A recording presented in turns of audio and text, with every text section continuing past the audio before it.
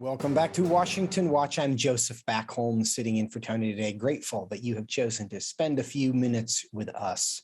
Last month, the House passed a bill to codify the redefinition of marriage into federal law. Senator Schumer plans to take a vote to the Senate next month when they return from recess. Make sure your voice is heard on this issue. Visit frcaction.org/marriage. You can see how your representatives voted and then tell your senator not to redefine marriage in federal law. That's the message, and the website is frcaction.org/marriage. Earlier this month, Boston Children's Hospital was exposed for performing gender transition surgeries on minors. The hospital have heavily promoted these procedures, both on their website and through video testimonials they produced and promoted.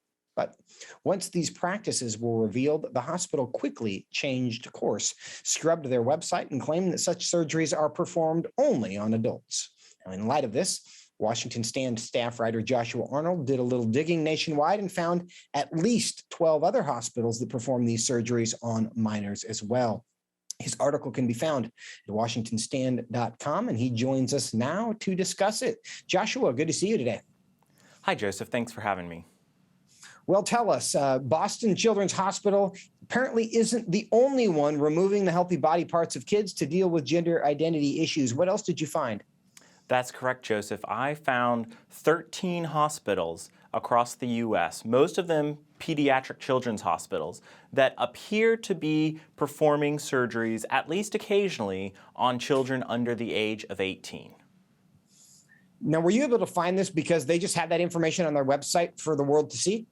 That's correct. This information was on the website. It sometimes is veiled in a little bit of vague language that these hospitals seem to be great politicians. Everyone can take from whatever they want. But after looking at a lot of these hospitals, I kind of got the knack for exactly what they meant by what they were saying. And these were the ones that seemed like it was incontrovertible that they were performing these surgeries.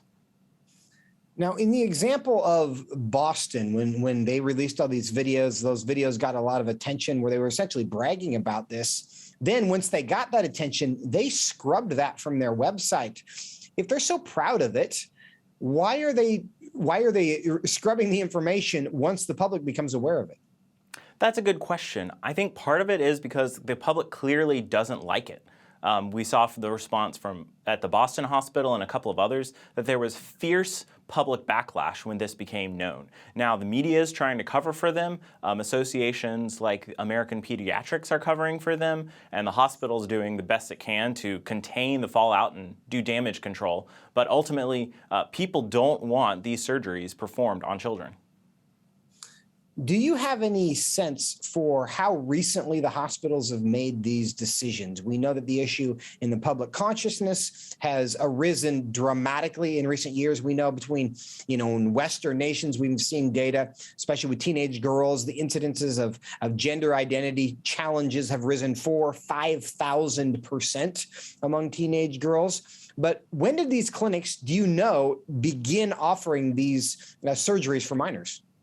Well, according to one study published in a peer-reviewed journal earlier this year, they used a data set from this Boston Children's Hospital that had gender transition surgeries performed between 2017 and 2020. And 65 of the surgeries in their data set that they used for their research model were on minors. And they said that Boston Children's Hospital is one of the first, but we can clearly see this is expanding across the nation. We're talking to Washington Stand reporter Joshua Arnold. Now, Joshua, we know there are also gender clinics around the country that have been popping up. It's something of a cottage industry around this social contagion, this kind of political and social phenomenon of gender identity issues. Do those clinics also perform these surgeries, or do they do less invasive surgeries and leave the surgical operations up to the bigger hospitals? For my research, it seemed like to have a surgeon on staff, you needed a pretty big shop. So a New York hospital with approximately 19 physicians in their department would have, say, 4, whereas in Boise, Idaho, where they only have 5 doctors in this field, they might only have 1 or 2. So definitely the smaller practices would refer to the bigger ones for surgical procedures, but this does seem to be sweeping all across the country. Now, to this point, is this a legal matter in most states? How many states regulate this in any way? Do you happen to know that? This is almost entirely unregulated, either at the federal level or at the state level. Even at the association level, it's encouraged and supported. Arkansas became the first state to pass legislation restricting this a couple years ago, but that was blocked in the courts, and there's only a couple other states, Alabama, Texas, Arizona, that have taken any action on this at all.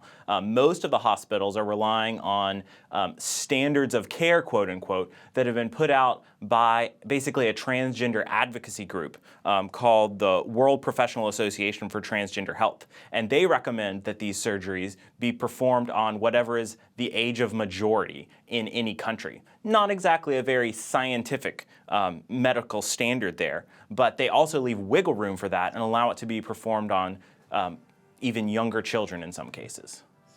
And as we discussed in the last segment, much of the science being used to encourage this to happen turns out it's pretty flimsy. And so we really have to ask the question, what is the justification for removing the healthy body parts of children? Is it actually helping them? The evidence is pretty strong that it is not, but we understand also that we are dealing with very strong political forces. Joshua Arnold, thank you so much for stopping by today. Thank you.